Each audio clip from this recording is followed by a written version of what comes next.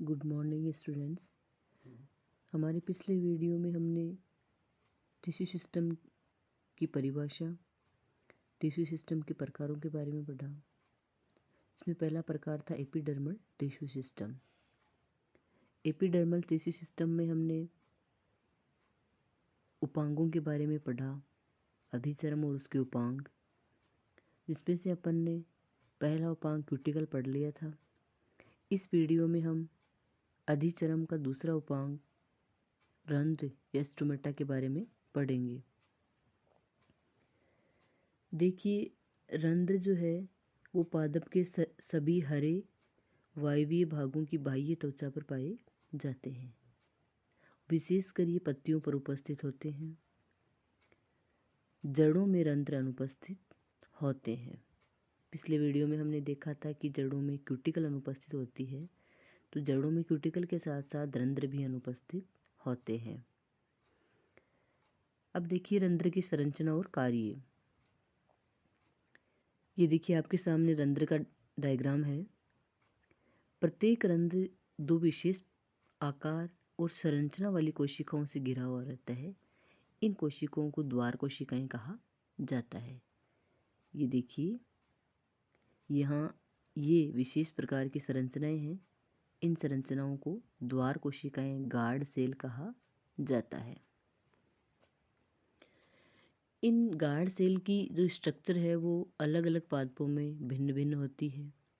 जैसे द्विबीजपत्री पादपों में जो गार्ड सेल्स होती है वो सेम के बीज के आकार की होती है, और जो एक बीजपत्री जो घास होती है उनमें गार्ड सेल्स डंबल शेप की होती है। एक बार फिर से रिपीट कर देती हूँ, इम्पोर्टेंट चीज़ है ये कि जो डाइकोट्स या द्विबीजपत्री पादप होते हैं उनमें जो गार्ड सेल्स होती है उन गार्ड सेल्स की स्ट्रक्चर सेम के बीज के आकार की या फिर अर्धचंद्राकार या फिर किडनी के आकार की होती है, तथा जो एक बीजपत्री घास होती है उनमें ये डंबल शेप की होती है। इसके बाद देखिए इनके जीवद्रव्य में, इनका जो जीवद्रव्य होता है उसमें क्लोरोप्लास्ट पाए जाते हैं। ये देखिए इनके जीवद्रव्य में क्लोरोप्लास्ट उपस्थित है। अब देखिए इनकी जो भित्ति की संरचना है उसमें कुछ ध्यान देने योग्य बात है कि इन कोशिकाओं की जो बाहर वाली भित्तियाँ होती है वो देखो, बाहर वाली भित्ति पतली होती है और भीतर वाली भित्ति जो है वो मोटी होती है। ये एक विशेष ध्यान देने योग्य बात है कि रंध्र में जो द्वार कोशिकाएं होती है उनकी बाह्य भित्तियाँ सामान्य या पतली होती है, किंतु भीतरी भित्ति जो रंध्र छिद्र की ओर होती है, जो पोर है बीच में, ये वाला भाग है पोर, इस पोर की ओर जो भित्ति है वो मोटी होती है। बाहर वाली भित्ति, ये भित्ति सामान्य होती है, अंदर वाली भित्ति जो पोर की ओर होती है वो मोटी होती है। अब भित्ति की मोटाई में जो भिन्नता है उस भिन्नता के कारण द्वार कोशिकाएं जो है वो सिकुड़ सकती है और फैल सकती है, जिससे रंध्र बंद होते हैं और खुलते हैं। जब द्वार कोशिकाएं सिकुड़ जाती है तो रंध्र बंद हो जाते हैं, और जब द्वार कोशिकाएं फैल जाती है तब रंध्र खुल जाते हैं। तो द्वार कोशिकाओं की भित्ति की जो मोटाई में भिन्नता है उस भिन्नता के कारण द्वार कोशिकाएं रंध्रों को खोलने और बंद करने में सहायक होती है। नेक्स्ट देखिए, द्वार कोशिकाओं को घेरने वाली कोशिकाएं शेष एपिडर्मल सेल्स से अपनी संरचना, आकार और आकृति में भिन्न होती है। इन कोशिकाओं को सहायक सेल्स या सब्सिडरी सेल्स कहा जाता है। गार्ड सेल के चारों ओर जो ये जो सेल है ये सेल्स कहलाती है सहायक कोशिकाएं। बाहर जो ग्रीन कलर की जो सेल है वो है एपिडर्मल सेल्स। ये एपिडर्मल जो सेल्स, एपिडर्मल सेल्स से भिन्न कोशिकाएं होती है सहायक कोशिकाएं। तो सहायक कोशिकाएं जो है ये वाली जो सेल्स है वो, ये वाले सेल्स देखो सब्सिडरी सेल्स या सहायक कोशिकाएं। तो द्वार कोशिकाओं के चारों ओर सहायक कोशिकाएं हैं और सहायक कोशिकाओं की संरचना, आकार और आकृति जो शेष एपिडर्मल सेल से उन एपिडर्मल सेल से भिन्न होती है। अब देखिए अपन देखेंगे स्टोमेटल एपरेटस, रंध्र उपकरण।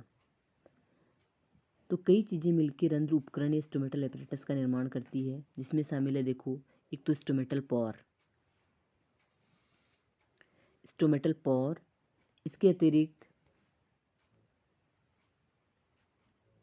स्टोमेटल पोर और जो गार्ड सेल्स और जो सब्सिडरी सेल्स या सहायक सेल्स होती है, वो तीन चीजें यहाँ पे देखिए, एक तो स्टोमेटल पोर या रंध्र छिद्र, दूसरी है गार्ड सेल्स और तीसरी है सहायक कोशिकाएं। ये तीनों मिलकर बनाती है रंध्र उपकरण या स्टोमेटल एपरेटस। तो कई बार ये क्वेश्चन भी पूछा जाता है कि स्टोमेटल एपरेटस में कौन कौन सी सेल्स शामिल होती है।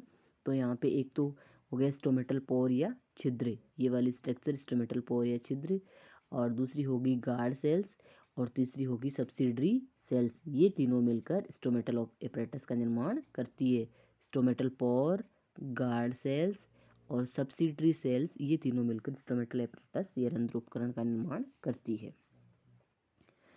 अब देखो रंध्रों का कार्य क्या होता है। तो रंध्रों का मुख्य कार्य होता है गैसों का आदान प्रदान करना। पौधों में ऑक्सीजन और कार्बन डाइऑक्साइड गैस का जो आदान प्रदान होता है वो रंध्रों के द्वारा ही होता है। दूसरा रंध्रों का मुख्य कार्य होता है वाष्पोत्सर्जन करना। पादपों में जल की जो मात्रा होती है वो वाष्प के रूप में वातावरण में उत्सर्जित होती है, जिसे वाष्पोत्सर्जन कहते हैं। तो दो मुख्य कार्य हो गया, पहला हो गया गैसों का आदान प्रदान करना और दूसरा हो गया वाष्पोत्सर्जन करना। इसके बाद में देखेंगे अपन रंध्रों का वितरण। तो वितरण में देखिए द्विबीजपत्री पादपों की जो पत्तियां होती है वो पृष्ठाधारी पत्तियां कहलाती है। ध्यान देने योग्य बात है, द्विबीजपत्री पादपों की पत्तियां पृष्ठाधारी पत्तियां कहलाती है और एक बीजपत्री पादपों की पत्तियां समद्विपार्श्विक पत्तियां कहलाती है। तो द्विबीजपत्री पादपों की जो पृष्ठाधारी पत्तियां होती है उनमें केवल निचली सतह पर ही रंध्र उपस्थित होते हैं। इन पत्तियों की ऊपरी सतह पर या तो रंध्र अनुपस्थित होते हैं या फिर बहुत कम होते हैं। तो द्विबीजपत्री पादपों में पाई जाने वाली पृष्ठाधारी पत्तियों में रंध्र केवल पत्ती की निचली सतह पर ही पाए जाते हैं। पत्ती की ऊपरी सतह पर या तो रंध्र अनुपस्थित होते हैं या बहुत कम होते हैं। दूसरा देखिए, एक बीजपत्री पादपों में पाई जाने वाली समद्विपार्श्विक पत्तियों में दोनों सतहों पर, ऊपरी और निचली दोनों सतहों पर बराबर संख्या में रंध्र पाए जाते हैं। एक बार फिर से रिपीट कर देती हूँ, एक बीजपत्री पादपों में जो समद्विपार्श्विक पत्तियां पाई जाती है उनकी दोनों सतहों पर बराबर संख्या में रंध्र पाए जाते हैं। तीसरा देखिए, जो पादप जल में पाए जाते हैं तो जल पर तैरने वाले पत्तियां जो होती है उन पत्तियों की निचली सतह पर रंध्र नहीं पाए जाते हैं। जिन पादपों की पत्तियां पानी जो जलोदबिज पादप है जिनकी पत्तियां पानी के ऊपर तैरती रहती है, उन पादपों की पत्तियों पर केवल ऊपरी सतह पर ही रंध्र पाए जाते हैं, निचली सतह पर रंध्र अनुपस्थित होते हैं।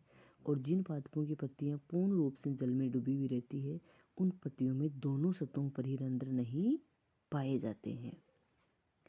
नेक्स्ट देखो, जो जीरोफाइटिक या मरुद्भिद पादप होते हैं उनमें रंध्र धसे हुए होते हैं। रंध्र जो है वो अधिचर्म या एपिडर्मिस के अंदर धसे हुए होते हैं तथा रोम या हेयर्स जो होते हैं उनके द्वारा ढके हुए रहते हैं।